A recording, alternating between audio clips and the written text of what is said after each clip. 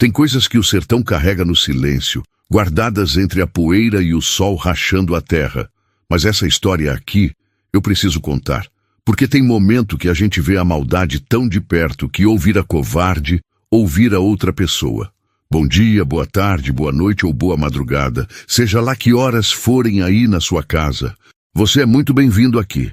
Meu nome é Severino Batista, tenho 58 anos e sou fazendeiro no interior de Pernambuco, lá para os lados de Arco Verde. Antes de começar, deixa aqui nos comentários de que canto do Brasil você está me assistindo. Eu adoro saber que tem gente de todo o país acompanhando essas histórias do Brasil profundo. E se você curte história do interior, do sertão, do povo sofrido, mas de fibra, se inscreve no canal. É rapidinho e ajuda demais a gente continuar trazendo essas histórias para vocês. O calor de outubro em Pernambuco não perdoa a criatura viva. O sol bate na terra com uma raiva que parece castigo divino, rachando o chão, fazendo os mandacarus chorar resina, transformando o ar numa coisa quente que queima os pulmão. Nessa época do ano, até os urubu voam mais baixo, cansados de procurar carniça num mundo que já parece morto. Eu estava consertando a cerca do curral quando vi ela pela primeira vez. Lá na estrada de terra vermelha que corta minha propriedade, uma figura pequena, cambaleando, levantando poeira a cada passo arrastado. De longe pensei que fosse miragem, dessas que o calor inventa para enganar os olhos da gente. Mas quanto mais ela se aproximava, mais eu via que era real. Era uma moça. Nova demais para estar sozinha naquela estrada, sob aquele sol de rachar coco. Os cabelos preto grudado no rosto suado, a roupa de chita rasgada em vários lugares, os pés descalços sangrando na terra quente.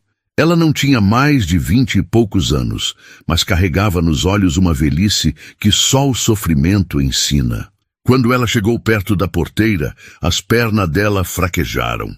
Eu larguei o arame farpado e corri. Cheguei a tempo de segurar ela antes de bater com a cara no chão. O corpo dela era leve demais, ossudo, como se tivesse passado dias sem comer direito.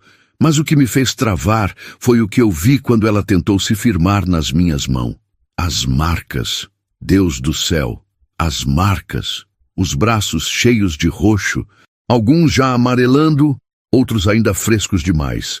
O pescoço com dedadas marcadas, como se alguém tivesse tentado apertar até tirar o ar. E quando o vestido rasgado deixou ver parte das costas dela, eu senti um ódio subir do fundo da alma. Eram marcas de chicote, aquele tipo de marca que não vem de acidente, que não vem de queda, vem de crueldade, de alguém que quis fazer doer de propósito, que quis humilhar, que quis quebrar. Moça, o que aconteceu com você? Perguntei baixinho, tentando não assustar ela mais do que já estava assustada. Ela tentou falar, mas a voz saiu rouca, quebrada. Água, por favor. Seu Severino. Água. Eu gelei. Como ela sabia meu nome? Carreguei ela no colo até a casa, atravessei o terreiro, onde as galinhas ciscavam na poeira, subi os 3 degraus da varanda, onde a rede balançava vazia. Botei ela sentada na cadeira de balanço que tinha sido da minha falecida Josefa, que Deus a tenha. Corri buscar água fresca do pote de barro, aquela água que fica gelada mesmo no inferno do meio-dia. Ela bebeu com desespero, derramando metade no colo, as mãos tremendo tanto que eu precisei segurar a caneca para ela. Quando terminou, ela encostou a cabeça no espaldar da cadeira e fechou os olhos. As lágrimas desceram, deixando rastro limpo na poeira grudada no rosto. Eu sou do sítio do seu compadre Zé Firmino, ela sussurrou. Trabalho na roça desde que minha mãe morreu, faz 3 anos. Meu nome é Maria das Dores. O nome já dizia tudo. Eu conhecia Zé Firmino desde garoto. Tinha sido meu compadre de fé, meu parceiro nas feiras, meu amigo de viola e cachaça. Mas Zé tinha morrido fazia uns 6 meses, deixando o sítio nas mãos do filho mais velho, Augusto. E Augusto era outra raça de homem. Era daqueles que nasceram com o coração torto, que gostavam de ver os outros sofrer, que tratavam gente como se fosse bicho, ou pior que bicho. Foi ele que fez isso com você, Perguntei, já sabendo a resposta. Maria das Dores abriu os olhos, e o que eu vi ali foi terror puro. Foi sim, senhor. Ele acha que eu sou propriedade dele, que porque eu moro no sítio, porque eu não tenho para onde ir, ele pode fazer o que quiser. A voz dela tremeu. Ontem à noite eu tentei fugir pela primeira vez. Ele me pegou, me amarrou no tronco do juazeiro e disse que ia me ensinar a nunca mais pensar em sair. Ela puxou a manga rasgada do vestido para cima, mostrando o pulso todo ralado de corda. Mas hoje de manhã, quando ele saiu para a cidade, a mulher dele teve pena. Soltou as cordas. Me disse para correr e nunca mais voltar, que se eu voltasse, ele ia me matar dessa vez. As palavras dela caíram no meu peito como pedra no fundo do açude. Eu fiquei ali parado, olhando para aquela moça quebrada, e foi como se eu tivesse vendo minha irmã de novo, minha irmã Terezinha, que tinha morrido fazia 20 anos, mas que eu nunca tinha conseguido esquecer. Porque Terezinha tinha morrido do mesmo jeito, nas mãos de um homem cruel que achava que podia fazer o que quisesse. E eu, na época, era novo demais, fraco demais, covarde demais. Não fiz nada, deixei acontecer. E desde então, eu carregava aquela culpa como cruz nas costas. Olhei para Maria das Dores e pela primeira vez em 20 anos senti que Deus estava me dando uma segunda chance. Você vai ficar aqui, eu disse. A voz saiu mais firme do que eu esperava. Ninguém vai botar a mão em você de novo. Enquanto eu tiver fôlego nos pulmões e força nos braços, você está segura. Ela me olhou com uma mistura de esperança e medo. Mas, e se ele vier atrás de mim? Seu Augusto não vai deixar barato. Ele disse que eu sou dele, que ele pagou minha mãe para eu ficar lá trabalhando. Deixa ele vir, eu falei. E pela primeira vez em anos, minha mão foi instintiva para o cabo da espingarda velha pendurada na parede. Deixa ele vir. O sol continuava caindo impiedoso lá fora, fazendo a terra gemer de calor. Mas ali dentro da casa, alguma coisa tinha mudado. Alguma coisa velha tinha acordado. E eu sabia, no fundo da alma, que o confronto estava chegando. Porque homem como Augusto não desiste fácil. E a pergunta que ficava no ar, pesada como nuvem de tempestade que nunca chega, era simples. Quando ele viesse, e ele ia vir, eu teria coragem de fazer o que não fiz 20 anos atrás? Antes de eu continuar, me conta uma coisa. Se você tivesse no lugar dele, teria feito diferente? Deixa sua resposta aqui nos comentários. E se você está gostando dessa história do Brasil profundo, deixa aquele like. Ajuda demais o canal a crescer e trazer mais histórias do interior para vocês. Maria das Dores passou o resto daquele dia descansando na rede da varanda. Eu fiz um mingau de milho. Forcei ela a comer mesmo sem fome, porque o corpo precisava de força para se recuperar. Lavei os ferimentos com água e sal. Passei banha de porco nas queimaduras de corda, cobri os roxos com folha de aroeira macerada, remédio que minha mãe me ensinou e que nunca falha. A moça mal falava. Só ficava olhando para o horizonte como se esperasse ver a figura de Augusto surgir a qualquer momento na estrada. Cada barulho de vento nas folhas, cada passarinho levantando voo, ela pulava, o corpo inteiro tenso, feito corda de viola antes de estourar. Fica tranquila, eu dizia.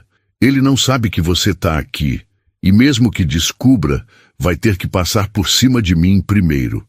Mas por dentro, eu sabia que estava mentindo um pouco, porque notícia em cidade pequena corre mais rápido que cavalo solto. E se alguém tinha visto ela na estrada, tomando o rumo da minha fazenda, já devia ter chegado aos ouvidos de Augusto. Anoiteceu. O céu ficou daquela cor de sangue que anuncia outro dia de sol inclemente. Os grilos começaram a cantar, e de longe veio o grito da coruja, 3 vezes cortando a noite. A Maria das Dores se benzeu rápido. Coruja cantando é morte rondando, meu pai sempre dizia. Coruja canta porque é da natureza dela, respondi, mas não consegui esconder o arrepio que subiu pela espinha. No interior, a gente pode fingir que não acredita, mas no fundo, a gente sabe que os sinais existem. E aquele sinal não era bom. Botei um colchão velho no quarto dos fundos, dei um cobertor limpo para ela, tranquei a porta da frente e fiquei sentado na cadeira de balanço da varanda, a espingarda atravessada no colo. Não ia dormir aquela noite, nem pensar. As horas passaram devagar, pesadas. A lua subiu. Metade dela comida pela escuridão. Lua minguante, lua de perda. Eu fiquei ali, fumando um cigarro de palha atrás do outro, os olhos fixos na estrada de terra que sumia na curva. Devia ser perto de meia-noite quando eu ouvi. Primeiro foi o latido dos cachorros lá longe, na fazenda do vizinho. Depois, mais perto, os meus cachorros começaram a rosnar baixo. Aquele rosnado de ameaça que eles só fazem quando sentem perigo de verdade. E então eu vi 3 vultos a cavalo, vindo devagar pela estrada, as silhuetas recortadas contra o céu estrelado. Meu coração disparou, mas eu não me mexi. Fiquei ali, quieto, a mão firme no cabo da espingarda. Eles pararam na porteira. Um deles desmontou, abriu a porteira sem pedir licença, como quem entra em casa que é sua. Os outros 2 vieram atrás, os cavalos bufando, inquietos. Quando chegaram perto o suficiente para eu ver os rostos à luz da lamparina da varanda, meu estômago embrulhou. Augusto, alto, largo de ombros, o rosto marcado pela crueldade e pela bebida. Do lado dele, 2 jagunços que eu conhecia de vista, Zé Peba e Mané Torto, 2 cachorros sem dono que faziam qualquer coisa por dinheiro e cachaça. Boa noite, seu Severino, Augusto disse, a voz melosa, fingindo educação. Desculpa a hora, mas eu vim buscar uma coisa que me pertence. Eu não respondi. Só fiquei olhando, a espingarda bem visível no meu colo. Sabe do que eu tô falando, né? Ele continuou, descendo do cavalo com calma estudada. Uma moçazinha morena, cabelo preto, magrinha. Ela fugiu hoje de manhã. Me disseram que viram ela entrando aqui. Não vi moça nenhuma. Menti, a voz firme. Augusto deu um sorriso torto. Não minta pra mim, velho. Eu sei que ela tá aí. Aquela desgraçada me deve. A mãe dela pegou dinheiro emprestado comigo e antes de morrer me passou a filha como pagamento. Ela é minha propriedade. Tá entendendo? Minha. A palavra propriedade saiu da boca dele como cuspe e alguma coisa dentro de mim quebrou. Gente não é propriedade de ninguém, Augusto, eu disse, levantando devagar da cadeira. E você sabe muito bem disso. O que você fez com aquela moça não foi cobrança de dívida, foi crueldade pura. Foi maldade. Os olhos dele estreitaram. Cuidado com as palavras, velho. Você está defendendo uma fugitiva. Isso pode dar problema para você. Então que dê, respondi. Mas ela não sai daqui, não enquanto eu tiver vida. O silêncio que caiu foi do tipo que vem antes da tempestade. Os jagunços olharam um para o outro, as mãos indo devagar para os cabos dos facões na cintura. Augusto deu mais um passo, e eu ergui a espingarda, o cano apontado direto para o peito dele. Mais um passo e eu atiro, avisei. Não era blefe. Ele viu nos meus olhos que não era. Por um momento ele hesitou, mas então sorriu de novo, daquele jeito torto, e recuou. Tá bom, velho, tá bom. Mas isso aqui não acabou. Você vai se arrepender de ter se metido onde não foi chamado. Isso eu te garanto. Ele montou no cavalo, puxou as rédeas com força, fazendo o bicho se empinar. Vamos embora, disse para os jagunços. Mas a gente volta, e da próxima vez ele não vai ter tempo de pegar a espingarda. Eles sumiram na escuridão, o som dos cascos se afastando devagar até desaparecer. Eu fiquei ali parado, o coração batendo forte, as mãos tremendo de adrenalina. Tinha mandado eles embora, mas sabia que aquilo era só o começo. Porque Augusto não era tipo de homem que aceitava ser desafiado. Ele ia voltar, e da próxima vez ia vir preparado para a guerra. Agora para um pouquinho. Respira fundo e toma um gole do seu café ou chimarrão aí. Me diz que horas são onde você tá e de que estado você tá me ouvindo. Eu leio todos os comentários e adoro saber que tem gente do Brasil inteiro acompanhando essas histórias. Se ainda não se inscreveu, se inscreve agora para não perder a próxima história. Os dias que se seguiram foram tensos, feito arame prestes a arrebentar. Maria das Dores tinha acordado com o barulho dos cavalos naquela noite, e quando eu contei o que tinha acontecido, ela entrou em desespero. Seu Severino, ele vai voltar, e quando voltar, vai trazer mais gente. Ele conhece jagunço, conhece gente ruim. Ele vai queimar essa casa com nós dois dentro, se for preciso. Deixa ele tentar, eu disse, mais confiante do que me sentia. Mas a verdade é que eu sabia que ela tinha razão. Augusto tinha dinheiro, tinha capangas, tinha poder na região. Eu era só um fazendeiro velho com uma espingarda e teimosia. Mas eu não podia desistir, não dessa vez. Passei os dias seguintes me preparando. Limpei a espingarda, carreguei os cartuchos, afiei o facão velho que tinha sido do meu pai. Pedi para o meu vizinho, seu Chico Bento, ficar de olho na estrada e me avisar se visse movimento estranho. Seu Chico era homem de confiança, daqueles que a palavra vale mais que ouro. Você tá se metendo em coisa feia, Severino, ele me avisou. Augusto é homem perigoso, ele já mandou quebrar perna de gente por menos. Eu sei, respondi. Mas tem hora que a gente tem que escolher entre viver covarde ou morrer de pé. E eu já fui covarde uma vez na vida. Não vou ser de novo. Maria das Dores, enquanto isso, tinha começado a ajudar nos afazeres da casa. Cozinhava, limpava, cuidava das galinhas. Aos poucos, a cor tinha voltado para o rosto dela e os olhos tinham perdido um pouco daquele terror constante. Uma tarde, enquanto ela lavava roupa no tanque, começou a cantar baixinho. Uma cantiga triste, daquelas que a gente canta para espantar a solidão. Quando terminou, ela olhou para mim com um sorrisinho tímido. Desculpa, seu Severino, faz tempo que eu não cantava. Acho que tinha esquecido como era. Canta sempre que quiser, eu disse. Casa sem canto de mulher é casa morta. Ela ficou me olhando com uma expressão estranha, como se tivesse vendo algo em mim que ela não esperava. O senhor é um homem bom. Por que nunca casou de novo depois que Dona Josefa morreu? Eu fiquei sem jeito. Sei lá.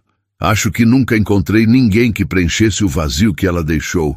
E além disso, depois do que aconteceu com minha irmã, eu meio que desisti de acreditar que o mundo tinha salvação. O que aconteceu com sua irmã? Ela perguntou, a voz suave. Eu respirei fundo. Fazia anos que eu não falava disso com ninguém.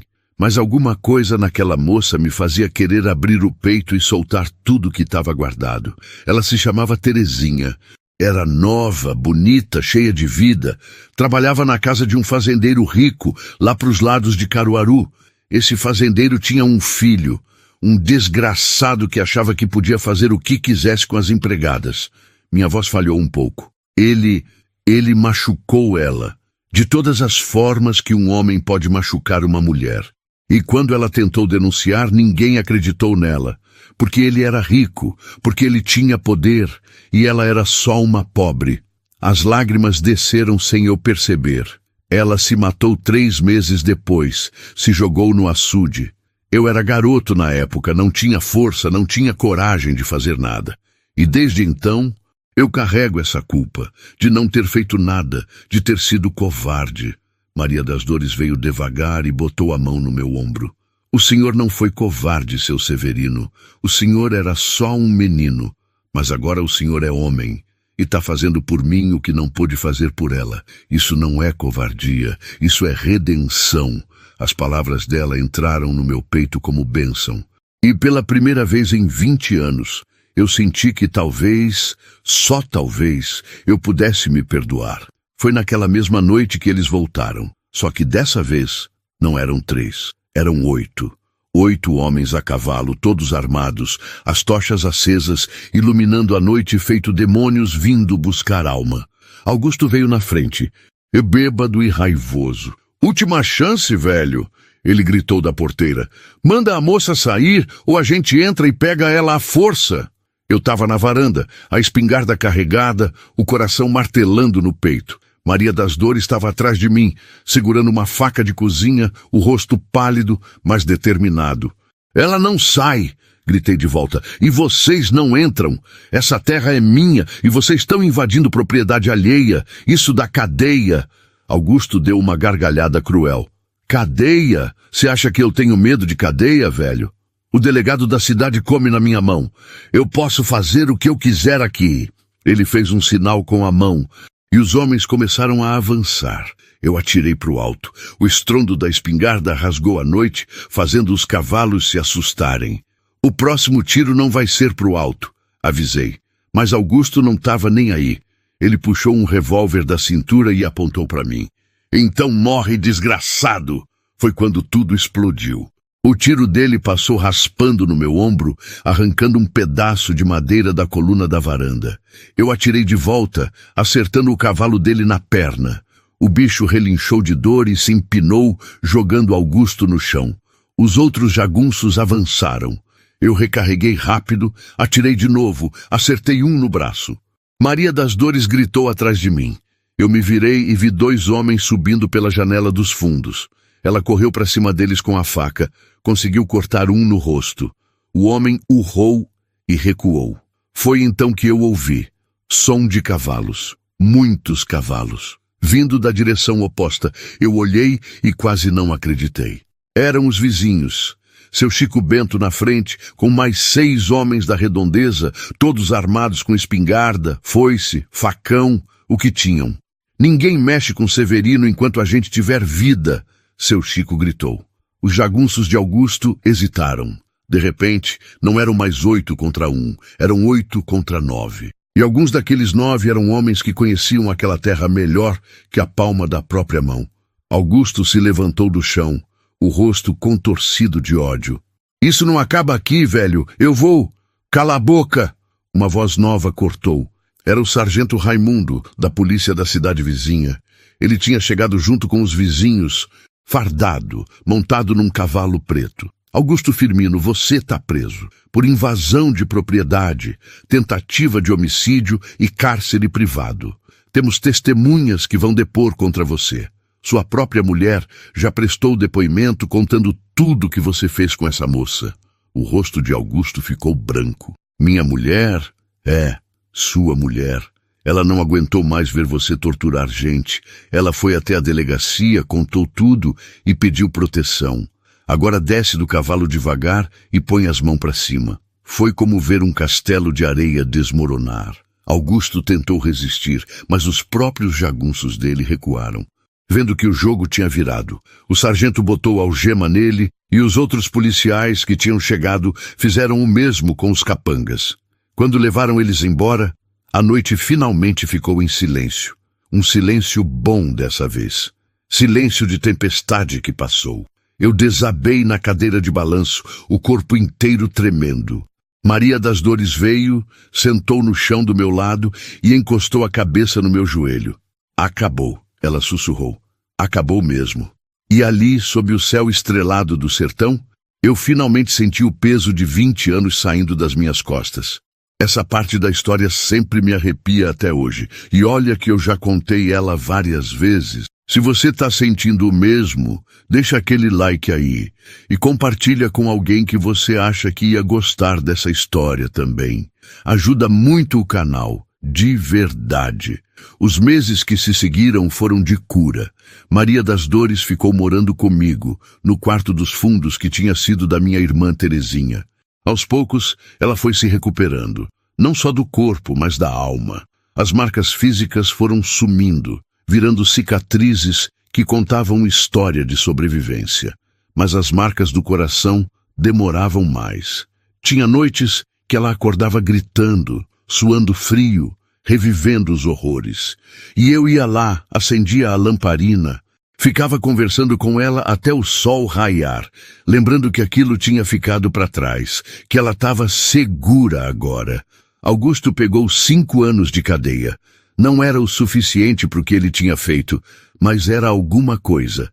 E na cadeia, dizem que ele aprendeu na pele o que era ser o mais fraco.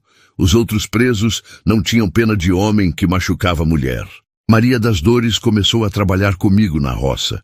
Plantava, colhia, cuidava dos bichos, e aos poucos ela foi voltando a sorrir. Aquele sorriso tímido do começo foi ficando mais largo, mais verdadeiro. Uma tarde, enquanto a gente colhia milho, ela parou, limpou o suor da testa e disse: Seu Severino, eu queria agradecer por tudo. O Senhor me salvou. Não só da morte, o Senhor me salvou de virar uma coisa que eu não era, de perder a fé de que ainda existe gente boa no mundo. Eu fiquei sem jeito com o elogio. Eu só fiz o que qualquer pessoa decente faria. Não, Senhor, a maioria das pessoas não faz nada. A maioria olha para o lado, finge que não viu, ou diz que não é problema deles. Mas o Senhor não. O Senhor arriscou a vida. E isso vale tudo. Ela me abraçou ali no meio da roça e eu senti algo que não sentia fazia anos. Uma conexão, uma família, não de sangue, mas de escolha, daquelas que duram mais que qualquer laço de sangue. Com o tempo, Maria das Dores virou parte da fazenda. Os vizinhos começaram a chamá-la de a filha do Severino, e eu nunca corrigi, porque no fundo era isso mesmo que ela era. A filha que o destino me deu quando eu já não esperava mais nada da vida. Ela conheceu um rapaz bom, filho do seu Chico Bento, um moço trabalhador, honesto, que tratava ela com respeito e carinho. Quando eles se casaram, a festa foi na minha fazenda. A roça inteira veio. Teve forró, teve sanfona, teve cachaça e bolo de milho. E quando eu vi ela dançando, o vestido branco simples, mas limpo, o sorriso largo no rosto, os olhos brilhando de felicidade, eu chorei. Chorei porque finalmente, depois de 20 anos, eu tinha conseguido salvar alguém. Chorei porque Terezinha, lá de cima, devia estar sorrindo também. Chorei porque, no fim das contas, eu tinha aprendido que nunca é tarde para fazer o que é certo. Hoje, Maria das Dores mora a 2 fazendas de distância. Tem 2 filhos lindos.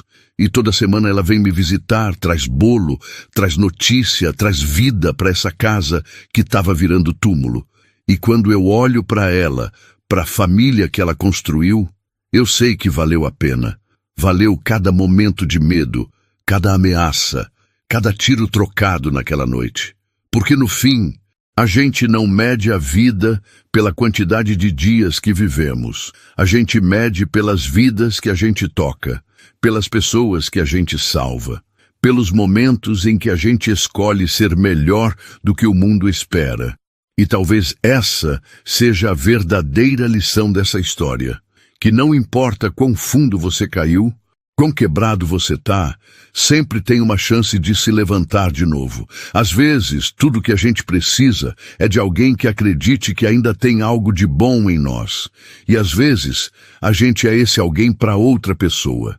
No Brasil profundo, a gente aprende que a vida é dura, mas a gente é mais duro ainda quando tem amor no peito e propósito na alma. A redenção não vem fácil. Ela vem no suor, na luta, na escolha diária de fazer o certo mesmo quando ninguém está olhando. E quando ela vem, ela transforma não só quem é salvo, mas principalmente quem salva. Antes de ir, quero agradecer de coração a cada um de vocês que ficou até aqui. Eu sei que muitos assistem tarde da noite e eu aprecio demais essa companhia. Mas cuida da sua saúde, viu? Se já tá tarde aí, fecha o vídeo e vai descansar. Essas histórias vão estar aqui amanhã. E eu também não sou mais tão novo assim. Depois de horas editando esses vídeos, eu também preciso do meu descanso, por isso cuido tanto da minha saúde. E da de vocês também. Muito obrigado por estar aqui. Até a próxima história do Brasil profundo. E lembra, no sertão, a gente aprende que não é o sol que queima mais, é a indiferença. Então nunca seja indiferente ao sofrimento de ninguém, porque pode ser que um dia você seja a única chance que alguém tem de sobreviver.